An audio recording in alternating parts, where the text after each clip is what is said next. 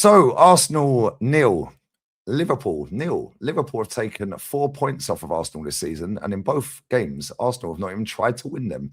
You wouldn't think that Arsenal were a team trying to push to go 8 points clear and set authority and a marker down on Manchester City and Aston Villa tonight, because the second half performance was an absolute disgrace. Obviously, I'm joined by my very dear friend, Anfield Agenda. The link will be in the title. Craig, I know you've got a lot to say about a certain player on my team.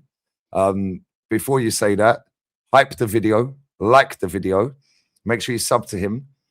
Kenny's soaking wet and probably still outside the ground, wasted his time going there. All the hype around it, and it weren't a great advertisement for English football again tonight. And Craig, what you got to say about that, mate? Bless up to you, brother. Well, from my perspective as a Liverpool fan,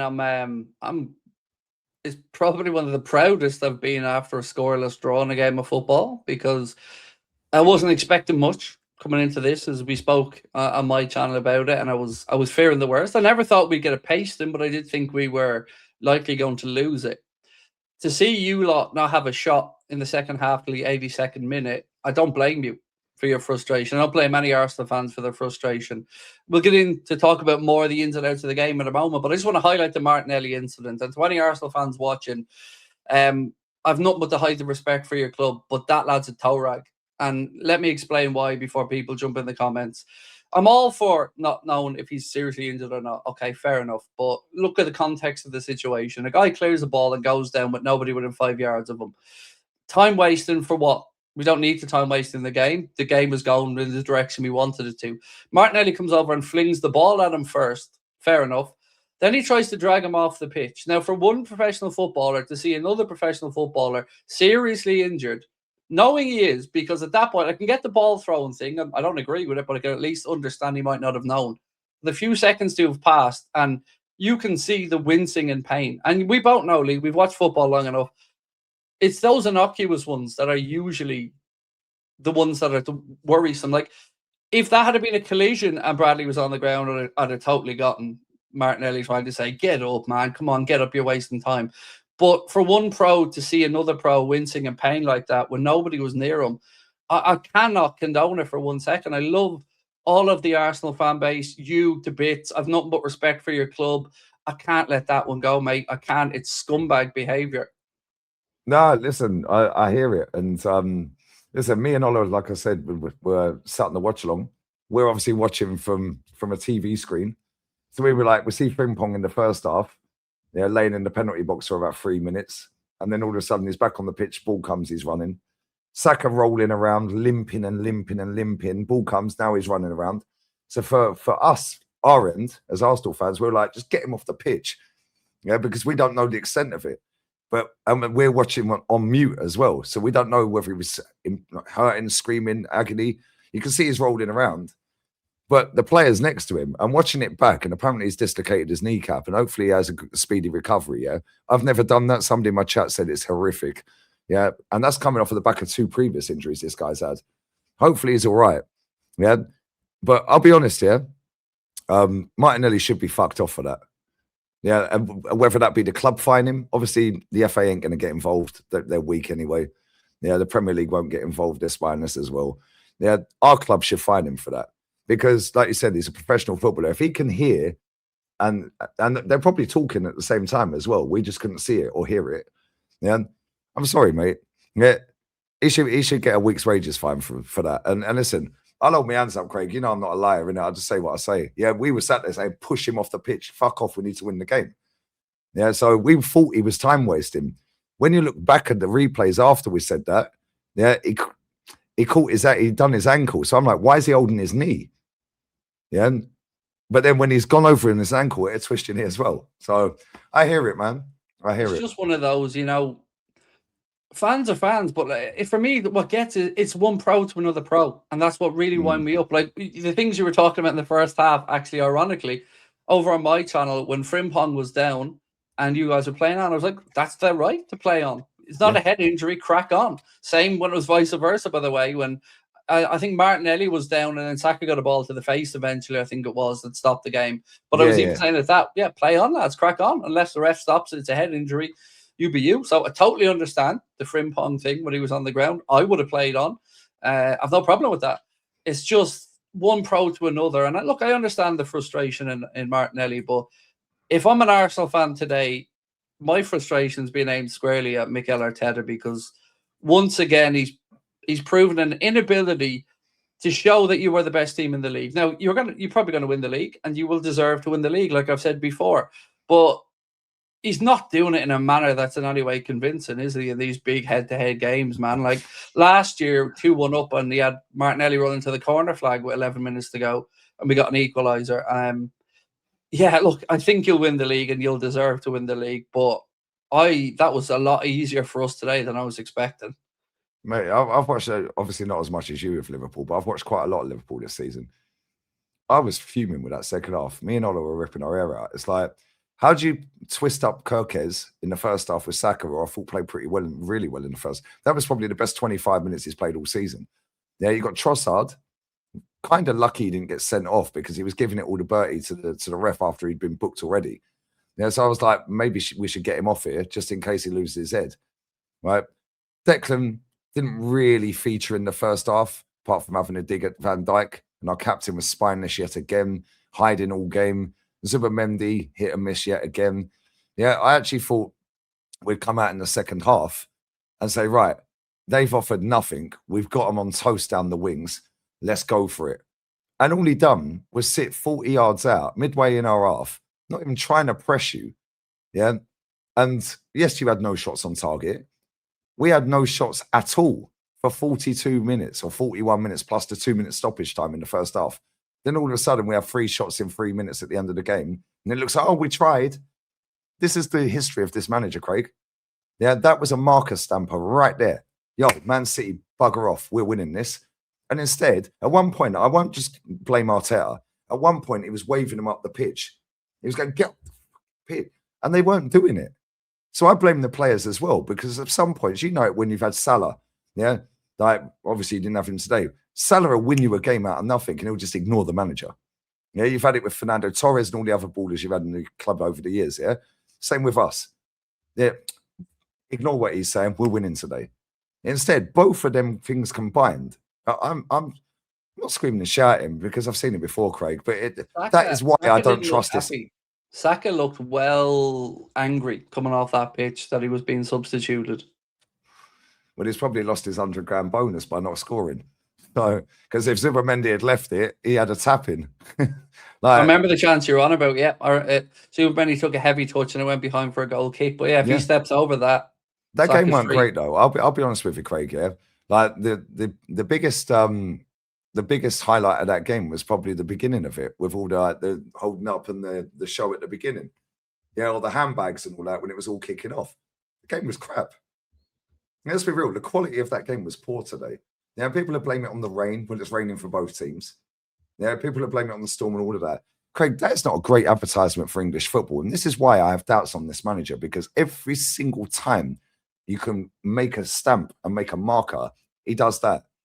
And it's like, come on, mate. Yeah, it's subs today. You had Jurgen Klopp at your football club. I had Wenger at my football club. Would they have sat and done what my manager done today? At least you were trying to win the game. Yeah, we were just sat there going, okay, cool. And then we'll maybe scam a corner. No corner, no own goal. Where's the creativity? Yeah, we're lucky we're top, but we deserve to be. I was nervous when he started looking, when I looked over and I seen Madueke, and I can't remember who the other change you made with Madueke was. Eze. Then I was thinking, oh, we're tiring. And do you know what? There was a lot of people in my chat, Lee, who were angry at our manager not making changes. And I'm saying, no, he's right, because we don't play for 9 days in the league. We have Barnsley in the FA Cup. We're the walking wounded at the minute. We've no centre forward. I understand why he didn't make any changes today, because we made a late change after going 2-1 up against Fulham, and they equalised straight away in the last minute. So today I actually think fair play, and I've been really critical of Arne Slot. But today I feel it's probably the proudest 0-0 I can remember in a long time, Lee. And you're right, it wasn't a great advertisement for English football, but I think sometimes I was coming into this game fearful. I said it when we spoke on my channel. I predicted a loss for us, and this feels like a good day. As mad as that sounds, for a 0-0 draw, that does nothing for us. No, but you're the happiest, if I'm being honest, because 6 points is nothing in this league. You've seen that with your club, yeah, when City are chasing. Yeah, I've seen it 8 points with my club, but this ain't the City of old. That's You why that would've- was would you have imperative we got said- the 8 points. There was a lot of narrative in my chat before the game. Say if Arsenal win this today, that's it now. They're winning the league, and I was agreeing. And I still think you will. But God, you aren't making a hard work for yourselves. We make every single game, hard work. Like we don't go and kill teams off. Like we've done it every now and again. We've done it against Bayern. We've done it against Tottenham, Atleti. We've done it against Leeds United. Yeah, Villa. Yeah, but it's not sustainable doing it. Like that's what I said about Wenger and Klopp. If it looked like you was the team that were trying to go 8 points clear, it looked like you were the home team second half. Yeah, if that was Wenger in charge tonight, his changes were like for like. Obviously, Nkapia got injured. He brought Skelly on, who was awful, not good enough to play for this club. Yeah. There was one point, by the way, I think he didn't even try to track back with Frimpong. I think it was just after he came on, Frimpong got the ball, knocked it past him, and Skelly just stood there. He's jogging, yeah. But this is the problem, yeah. Like every single game goes right to the wire with us unless we go bang, bang, bang, and score 2 or 3 goals in quick succession. Yeah, if you go back to the Club Brugge game, take Madueke's screamer out of the game, take Martinelli screamer out of the game, the other goal probably wouldn't have happened anyway.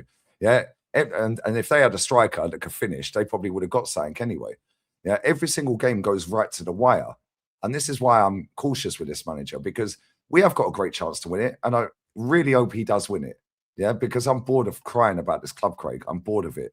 Yeah, but at the same time, that right there is a wake-up call to everyone at this football club and to our fan base that get giddy over everything. And fair play, get giddy. Yeah, but 8 points clear. If we had gone 8 points tonight, Man City ain't the City that were treble winners when they chased down 8 points. Yeah, and we're better than they were back then. Yeah, so I agree. If we had gone 8 points, I wouldn't be saying we're winning it. If we got double digits, maybe, because we're sort of playing at the Etihad, then I would have gone, yeah, cool.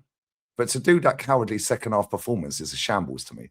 Yeah, that was our worst second half, man. Because I remember half time I'm in my chat and I'm thinking, right, I'm happy with how that first half went. Arsenal with a better side, but we restricted them. And then 10, 15 minutes, 20 minutes goes by in the second half, and I'm actually questioning myself, going, are we bossing this second half? Are we actually in charge of this game here? And then I'm thinking, yeah, we are. It just felt surreal. I just couldn't believe there wasn't a reaction that you guys smelled blood and went for it. I couldn't believe it. I was we should have took surprised at how off. cautious he was. This is this manager in a nutshell. He should have took Zubimendi off. Yeah, I don't know if Odegaard got injured. I don't know if Saka was injured. I don't know what the sub. I don't know. I ain't seen any of it. He should have kept them on. Taken Zubimendi off. Yeah, taken somebody or whoever. Yeah, take Trossard off if you want, but then put another attacker on instead of Zubimendi and throw the kitchen sink at it. And if we lose 1-0, well, at least you've had a go to go 8 points clear. What do you think about the Wirtz incident?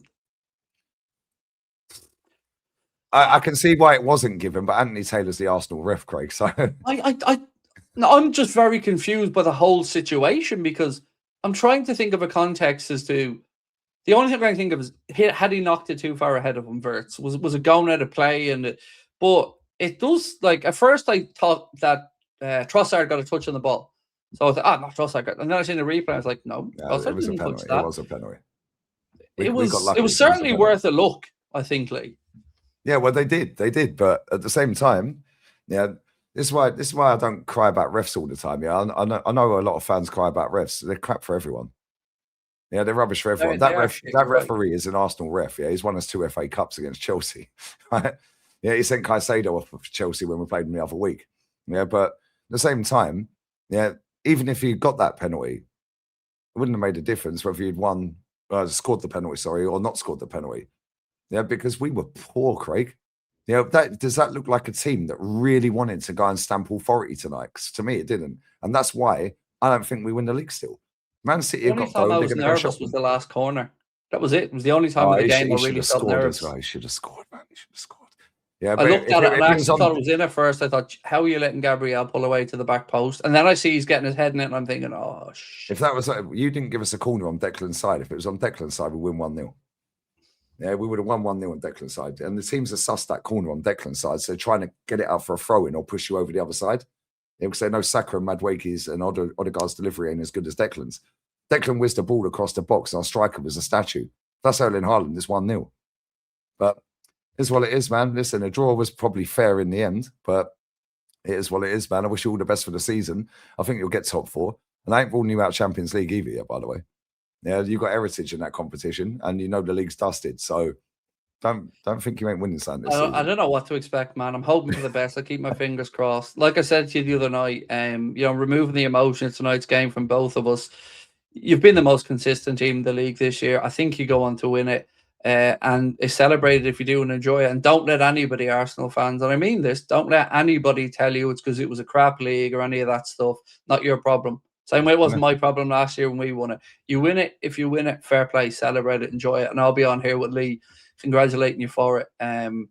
Yeah, we might not always agree on everything. Me and Lee are very good mates behind the scenes, and we approach life in different ways some of the times, but he's always been a good friend to me and shown me love and respect behind the scenes, and I'll always be here for him as well and for you guys. So thank you for all your support, and best of luck with the rest of the season. Nah, likewise, man. Thank you, kind words. Listen, Kenny Ken's next. He's probably soaking wet outside the Emirates. Check out my fan cam, and then Jezza will be after that, and then the emergency meeting. So yeah, we're out. Make sure you sub to Craig Anfield Agenda. Show him support. A lot of subs have come my way, so I appreciate that as well. And we're out.